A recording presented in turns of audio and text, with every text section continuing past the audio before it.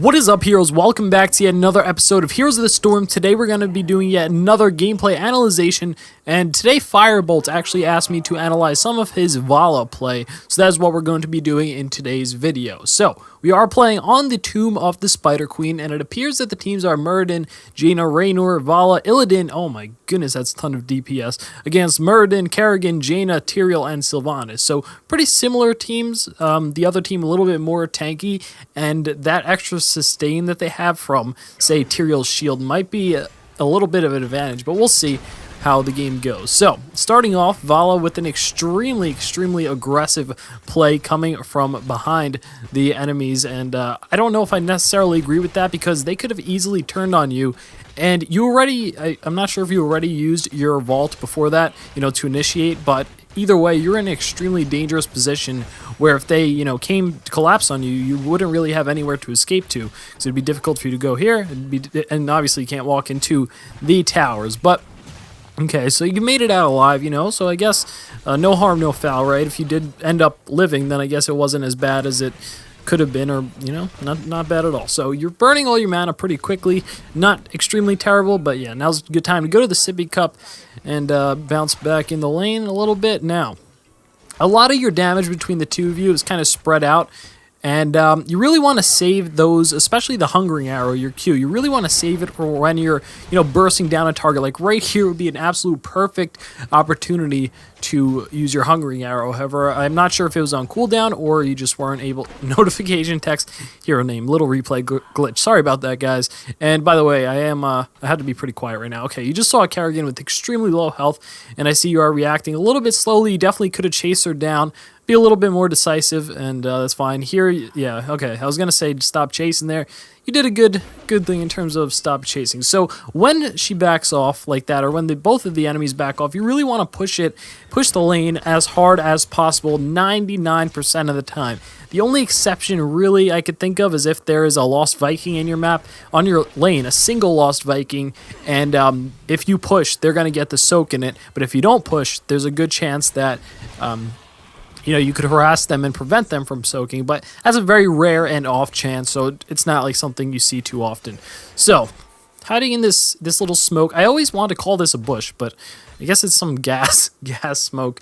Not a bad decision at all, especially when you have some downtime, nothing really to do as far as in the lane, but when they do come here, okay, here you should have definitely collapsed on this Kerrigan. This to me just seems like you weren't really looking at your map, so kind of a lack of map awareness, and now you're leaving this Muradin out on his own. Now, should he have been overextending that far by himself with no vision, not knowing where a good majority of the team is? Absolutely not. He should not have been that far, but if he does, it's not a bad idea to back him up, at least over here, so that if anything does happen, you could kind of scare the enemies away, and in turn, you could, harass them a little bit, and if something bad does happen, you could always escape pretty easily unless they somehow do manage to send 5 up there to collapse on you, which does happen, especially when they do have some gank-heavy heroes. But in this particular case, it does look like there was, a couple of people in the lane. I'm not sure what that multi-shot was for, and let's take a look at your build real quick.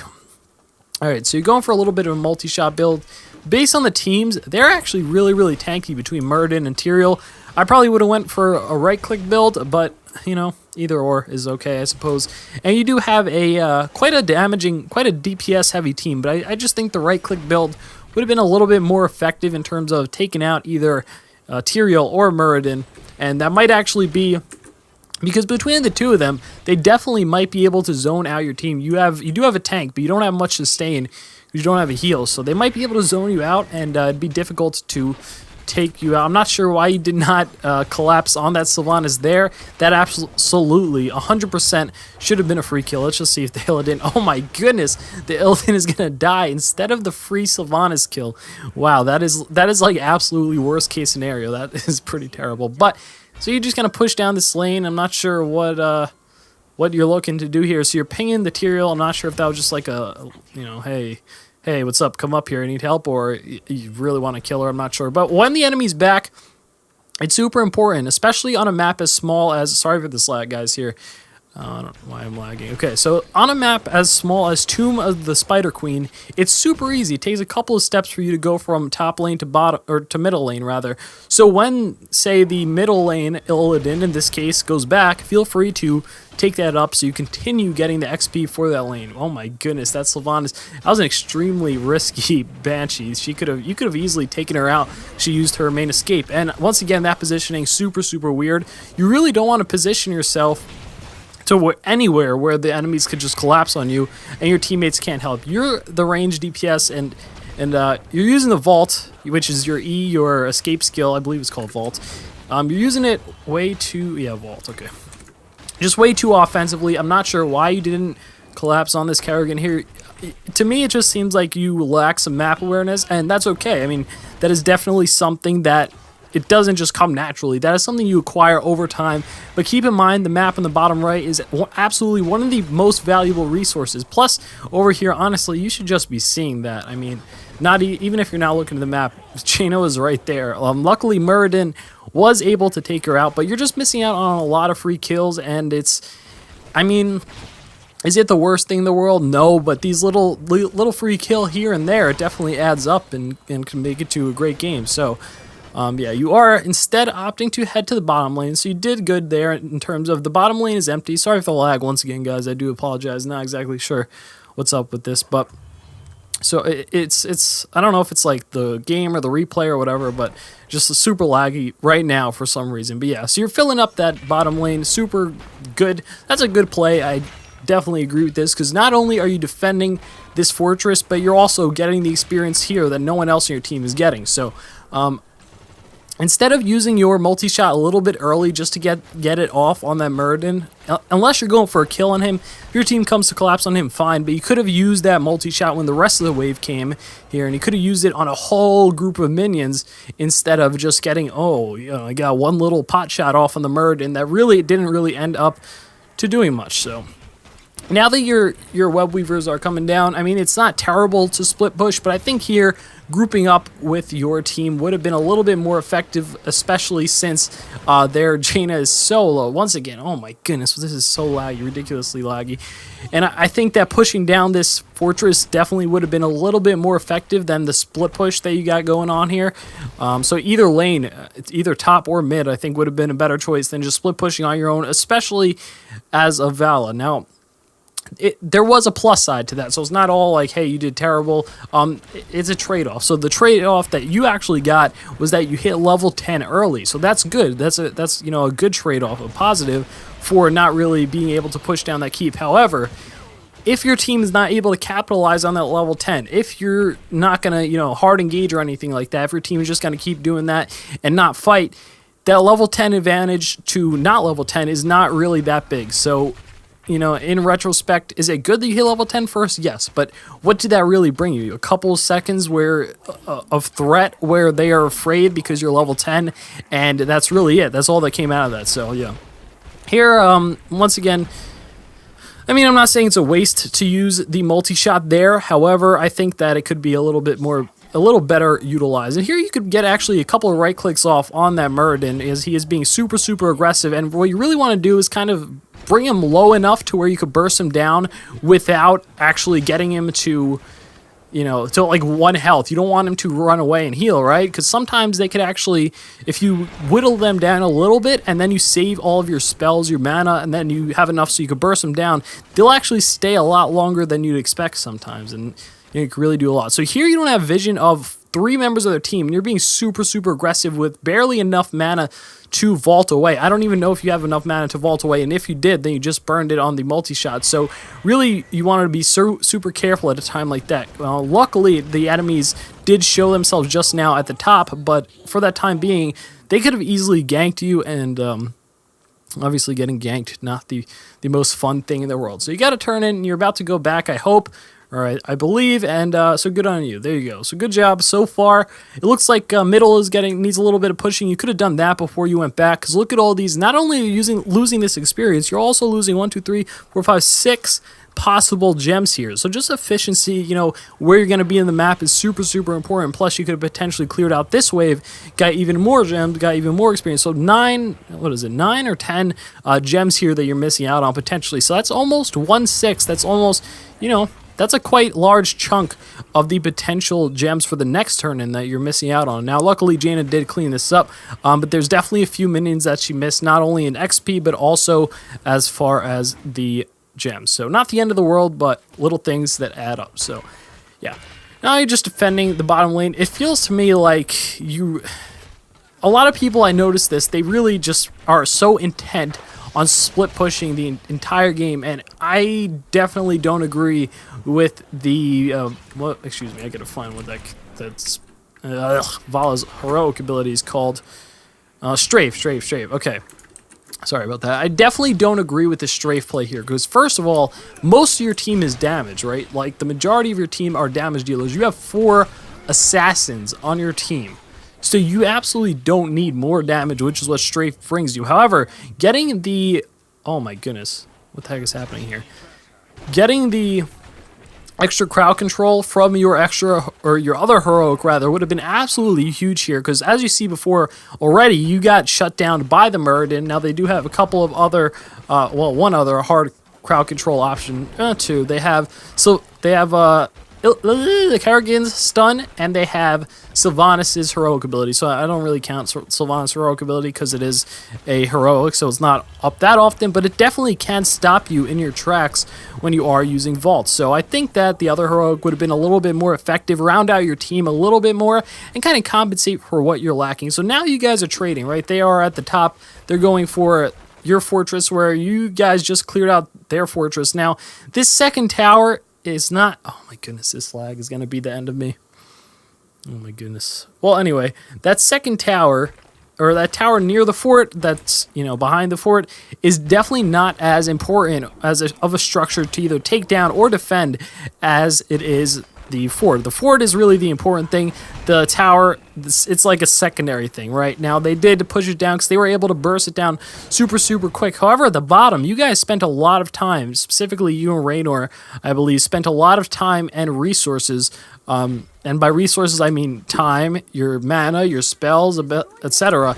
And obviously, the opportunity cost of that is that you can't be doing something possibly more useful, but instead, you're taking out of that tower. So is it good that you took out of that tower? I mean, yeah, but what are you losing by doing so? So it's just something you need to keep in mind. I don't know what is up with this replay right. Okay, sorry about that. I just had a massive lag spike. So what you guys just missed is actually a team fight broke out over here. You, Jaina, and Raynor came over behind the enemies and started attacking them. And it looks like Muradin is just finally getting in position to hop on them. Now, personally, I would have waited a couple of extra seconds to coordinate that with the Muradin a little bit so you kind of pinch them, but obviously it worked out, so not the worst thing in the world, and it worked out really well. Now that you guys have 5 to 2, there's only 2 enemies alive, you really want to push your advantage and take something. So if someone's pinging to take that fort, I mean, not a bad decision, but boss definitely would be the power play here, as you guys have 5 up, and they only have 2. There's absolutely 100% no way they can contest it. You have so much raw DPS, you know, your entire team is DPS. You have Raynor, who could buff up your attack speed. You guys would have been able to clear boss and probably even take down this fortress as well. Now, you guys all split up, and obviously you can't always get your team to all do the same thing or do what you want them to do, but it's good to know what to do so that if you are in a position where, like this, you can tell them, hey guys, this is what we should be doing, let's go do this. But I mean, you guys do have the lead, don't get me wrong. You're putting yourself in a good position to possibly win the game, but it's really the times when you do get a lead and push that lead that are really going to help you win more games and, you know, secure more victories. So your team's getting chased out here, and you and Illidan are at the bottom just pushing the wave. Definitely not the way to go at this current moment in time. I mean, you're getting a Merc camp up potentially, especially because they did have a Muradin down for quite a while. You know, your Jaina was just killed but the Muradin was down quite a while. That means it could, if you were here, it could have been a 5v4 situation, which would be a super easy team fight for you guys. So once again, another opportunity that you missed in terms of pushing the lead, and definitely all these things would absolutely make this game a complete sweep. But it's things that like this that you are missing, that that you could fill up the holes in your game. So just keep that in mind whenever you get a lead, whenever you get a player advantage. You really want to push that, whether it's taking the boss, taking a merc camp, forcing a fight. 5v4 is huge as well, so really you just want to pay attention to that and know how to react to those situations. Now, your web weavers are pushing here, and you could potentially take out the fort. I'm not even seeing that, but what I am seeing is that their team is taking out this fort here. They're gonna do it. Now, is it the best move to, completely ignore your web weavers when you get them and not utilize them at all? Not always, but in this case, I think that defending here, possibly getting another kill, would have been better than whatever you're doing over here. I don't even know, but your team is chasing they're cleaning up really, really well. So imagine if you were here, not only could you have possibly killed all of them, you could have killed them a lot faster, and then your whole team could have progressed onto taking forts, maybe even that middle fort that you're working on right now. And my game is so laggy right now, this replay, so I can't even click on the map. It's just absolutely ridiculous lag. So I'm sorry about that, guys, but I might have to move this way. Okay, well, weird vault over here, and you're whittling that thing down. I mean, yeah, you got it, but like I said, if you killed them faster, killed the enemies faster, and defended that fortress faster, your whole team could have been pushing out to this fortress right now. Now, once you get that middle fortress, there's really no other reason for you to be there. Now's the time where you want to back out, get some mercenary camps too, because you do have a player advantage, so the mercenary camps will allow them to push, and you guys can go do other things, like get the other fortresses and the like. So it looks like you guys are just cleaning up here. As far as engagements, you guys are doing absolutely fine, and don't really have a problem there. The main problem, it's actually good that the game is freezing or pausing so that I could just talk on it, talk over it. But yeah, the main problem is not capitalizing on your when you do well, and that's not.